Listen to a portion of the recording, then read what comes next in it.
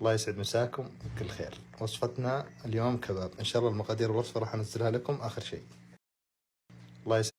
طيب اول شيء عندي هنا تقريبا كيلو دجاج مفروم، وعندي هنا بصل وفلفل احمر وفلفل اخضر فرمت وصفيت من المويه، وعندي هنا بشر ليمون، وعندي هنا البهارات راح اسجلها لكم اخر الوصفة. عندي هنا ملعقتين طحين، نضيفهم ونعجنهم مع الكباب. نسيت الورقيات.